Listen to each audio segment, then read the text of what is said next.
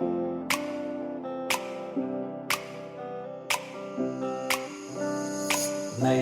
नई नई ये बातें, नई है जानकारी, आ गई अब हमारी सीनियर्स की बारी। नई नई नई ये बातें, नई है जानकारी, आ गई अब हमारी सीनियर्स की बारी। इनके अनुभव से अपनी बदली दुनिया सारी, इनके अनुभव से अपनी बदली दुनिया सारी। टाटा टाटी नाना नानी करते बातें प्यारी। सुन लो तुम, समझ लो तुम, हाँ सुन लो तुम, समझ लो तुम, सुन लो तुम, समझ लो तुम, बात ये हमारी। खुश रखोगे इनको तो होगी खुशी तुम्हारी। नई बातें हैं ये देखो, नई जानकारी, आ गई अब हमारी सीनियर्स की बारी।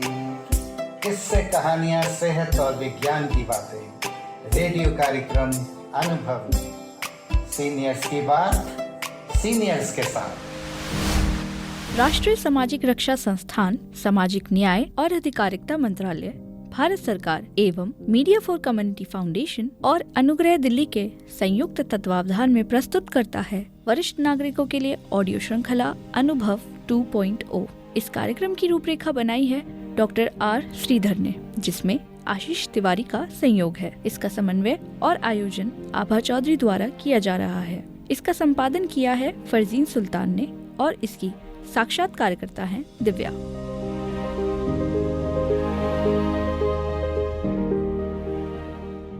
पिछली कड़ी में हमने प्राथमिक चिकित्सा के बहुत ही महत्वपूर्ण पहलुओं को जाना था और समझा था। हमने डॉक्टर दमनदीप से उनकी संस्था के बारे में जाना, साथ ही वह प्राथमिक चिकित्सा में क्या क्या इक्विपमेंट्स लोगों को प्रोवाइड कराते हैं इस बारे में भी जाना। इस कार्यक्रम में प्राथमिक चिकित्सा के विषय पर विस्तार से चर्चा करेंगे और इस विषय पर विस्तार से चर्चा करने के लिए हमारे साथ जुड़े हैं डॉक्टर दमनदीप। सर, आपका बहुत बहुत स्वागत है। सर, आप जो एल्डर लोगों को मेडिकल सपोर्ट देते हैं उनमें आप लोगों को क्या प्रोविजंस देते हैं, इसके बारे में बताएं।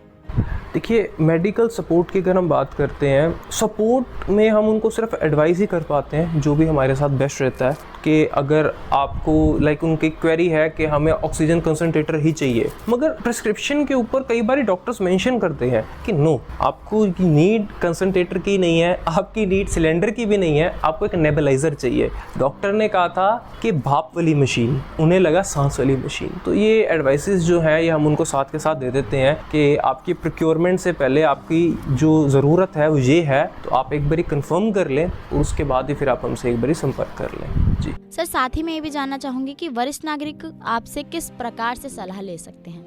देखिए, सलाह के लिए तो मैं फिर एक बात बोलूँगा कि मुझ जैसों से सलाह लेने से बहुत बेहतर है कि आप सरकारी अस्पताल में जाएं, और इसका एक बहुत अच्छा निदान दिल्ली सरकार ने बनाया है। अभी रिसेंटली जो हमारी केंद्र सरकार है उन्होंने इसको और वाइडन किया है। आरोग्य मंदिर है, जिन्हें पहले महिला क्लिनिक कहा जाता था, बहुत कम ओपीडी रहती है यहाँ पर, आप इजीली जा सकते हैं ना, वहाँ पर आप जाएं, आप लोकेट करें उन्हें, वहाँ पर जाकर आप सलाह लें डॉक्टर से, क्योंकि ये गवर्नमेंट प्रीमिसेस है, यहाँ पर किसी का वेस्टेज एंड इंटरेस्ट नहीं है, और जो सलाह दी जाएगी आपको ये एक क्वालिफाइड MBBS के द्वारा दी जाएगी। तो इसके लिए ज़रूर मैं ये कहूँगा कि आप सलाह मुझ जैसे से लेने की बजाय आप प्लीज़ एक क्वालिफाइड MBBS से सलाह लें, तो वो बहुत बेहतर है। हाँ, अगर आपको हमारी ज़रूरत है तो नंबर मैंने आपको बताया, आप उसके ऊपर व्हाट्सएप करें, आप अपनी राय को, जो भी आपकी क्वेरी है आप उसके अंदर लिख दें व्हाट्सएप मैसेज में, व्हाट्सएप पर ही आपको रिवर्ट आएगा। कॉल नहीं करना, बस ये हमारा निवेदन है, क्योंकि कभी कभी हम कॉल उठा पाते हैं, कभी नहीं उठा पाते हैं। व्हाट्सएप का रिप्लाई ज़रूर आएगा, ये हमारी गारंटी है। सर, पिछली कड़ी में आपने अपनी संस्था के बारे में बताया था। इस कड़ी में मैं आपसे ये जानना चाहूँगी कि आपकी संस्था से यदि कोई व्यक्ति जुड़ना चाहे तो वो कैसे जुड़ सकता है। देखिए, अब संस्था से जुड़ने के लिए तो वही सेम है कि आप इसी नंबर पे संपर्क कर लें, इसी नंबर के ऊपर जो है वो रिवर्ट कर दिया जाएगा। हमारी कोशिश ये रहती है कि जो यूथ है ना वो ज़्यादा से ज़्यादा जुड़े। यूथ क्यों जुड़े?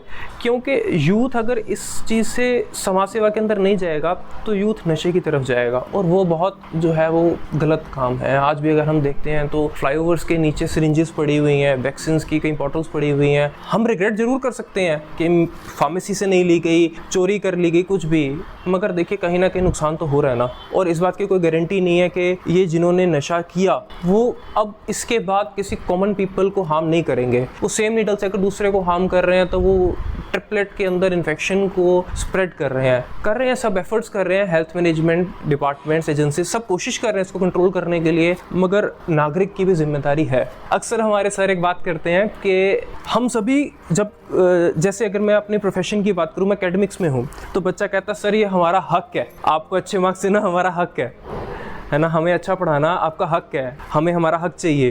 तो जब हम जैसे कहते हैं कि बेटा हक तो ठीक है, ज़रा ये बताओ कि आपकी फंडामेंटल जिम्मेदारियां क्या है। आप राइट्स की तो बात कर रहे हो, फंडामेंटल राइट्स हैं आपकी फंडामेंटल ड्यूटीज़ क्या है, तो उसकी बात कोई नहीं करता। तो यस, हर एक जो सिटीज़न है, हमारे भारत का नागरिक है, उसकी फंडामेंटल जितने राइट्स हैं उतनी फंडामेंटल ड्यूटीज़ भी हैं और उसको परफॉर्म ज़रूर करना चाहिए। और यस, अगर हम गवर्नमेंट हॉस्पिटल के अंदर बात कर रहे थे अभी सीनियर सिटीजन्स की, तो उसमें एक सेपरेट लाइन भी है सीनियर सिटीजन्स के लिए। इवन अगर हम गवर्नमेंट सेटअप की बात करें तो कुछ स्पेशलाइज्ड हॉस्पिटल हैं गवर्नमेंट के, वो हॉस्पिटल्स जो हैं वो स्पेशली रोग के लिए है। अगर आपको किसी ने कहा कि आपको न्यूरोलॉजिकल डिसऑर्डर है, न्यूरोलॉजिकल हम कह रहे हैं कि दिमाग से रिलेटेड आपको कुछ भी ऐसा दिमागी कोई भी आपको शिकायत है, आपको हृदय शिकायत है, तो इसके रिगार्डिंग कई स्पेशलाइज्ड हॉस्पिटल है। तो मोहल्ला क्लिनिक जो है वो आपको वहाँ से रेफर करता है और उनके बारे में बता देता है कि आपको इन्हीं हॉस्पिटल में जाकर अपना इलाज कराना है। तो आपके देखिए आपके एफर्ट्स बचे, आप गलत जगह पर भटकने से बचे, तो ये कितना आपका बेनिफिट हो गया। और आपका जो इलाज हो रहा है वो गवर्नमेंट में हो रहा है। एंड यस, संडे के लिए स्पेशली जो क्लिनिक्स हैं वो दिल्ली गवर्नमेंट की जो हॉस्पिटल्स हैं जितने भी हैं उनके अंदर स्पेशली सीनियर सिटीजन्स के लिए ही है, उसकी ओपीडी ही सीनियर सिटीजन्स के लिए ओपन है संडेज को। तो जितने भी अब वरिष्ठ नागरिक सुन रहे हैं उनसे उम्मीद है कि आप प्राइवेट पे जाएं, कोई रोक नहीं रहा, आपकी मर्जी है, मगर अगर आप अच्छी सलाह चाहते हैं ना तो प्लीज़ सरकारी में ज़रूर जाएं। सरकारी में जाने के बहुत फ़ायदे हैं। सरकार को भी लगना चाहिए कि हम जो काम कर रहे हैं तो हमारे नागरिक हमें जो है वो हमारे काम को प्रशंसा कर रहे हैं कि नहीं, हमारे काम के लिए वो कह रहे हैं कि हाँ जी आप अच्छा कर रहे हो, और उसकी वो यूटिलाइजेशन जो है वो प्रॉपर हो पा रही है। जी, नंबर जो है वो 8130723707 ये नंबर है। और व्हाट्सएप की ही एक हम आपसे उम्मीद रखते हैं कि अगर आप कुछ कर रहे हैं तो व्हाट्सएप भी करें। और मेरी फिर से एक रिक्वेस्ट है कि सिर्फ दिल्ली एनसीआर के लिए ही ये फैसिलिटी है अभी, ताकि हम लोग भी बेहतर से काम कर सकें। Thank you. हाँ, एक रिक्वेस्ट है, ये रिक्वेस्ट जो है ये जनहित में है, आप सभी से भी है कि साइंस ने बहुत तरक्की की, पानी भी अब तो हमने डेवलप कर लिया, मगर हम ब्लड डेवलप नहीं कर पाए हैं।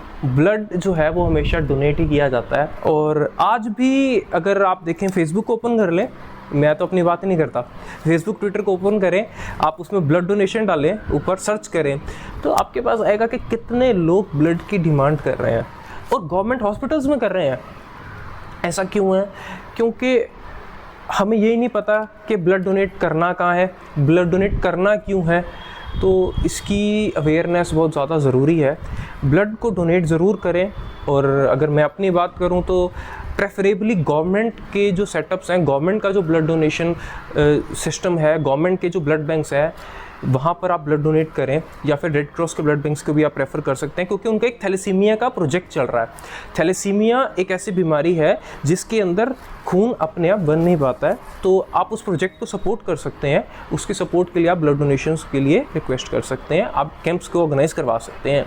और एक सबसे बड़ी मार हमारे भारतीय के लिए अभी ये है कि हम लोग जब भी देखते हैं कि पीछे से ट्रैफिक के अंदर कोई एम्बुलेंस या कोई इमरजेंसी व्हीकल सायरन या लाइट्स को ब्लो करता हुआ आ रहा है, तो हमारी प्रेफरेंस होती है कि उस गाड़ी के, उस व्हीकल के आगे हम अपने व्हीकल को लगा लें ताकि हमें भी रास्ता मिल जाए।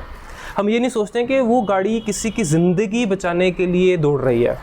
तो आपके इस पॉडकास्ट के ज़रिए मेरी सबसे गुजारिश है कि प्लीज़ आप ऐसा, अगर आप देख रहे हैं कहीं पर भी कि कोई भी इमरजेंसी व्हीकल है, कोई भी है, वो रिलीफ टीम भी हो सकती है, फायर टेंडर भी हो सकता है, वो पुलिस व्हीकल भी हो सकती है, एम्बुलेंस भी हो सकती है, एनडीआरएफ की टीम्स भी हो सकती हैं। तो अगर कोई भी ऐसी टीम्स आपको दिख रही हैं कि वो सायरन एंड लाइट्स के साथ ब्लो कर रहे हैं और फास्टली जा रहे हैं, तो उनको रास्ता देना जो है वो बहुत ज़रूरी है। और आपको लगता है कि कोई रास्ता नहीं दे रहा, उसके लाउड म्यूज़िक है, वो नहीं देख पा रहा है, तो प्लीज़ आप एक बारी गाड़ी से उतर के उनको इतना ज़रूर बोले कि प्लीज़ आप पीछे जो आ रहे इमरजेंसी व्हीकल है उसके लिए रास्ता बनाएं। Thank you. अभी आपने सुना हमारा खास कार्यक्रम। उम्मीद है कि आपको हमारा कार्यक्रम पसंद आया होगा। अभी दीजिए हमें अनुमति। धन्यवाद।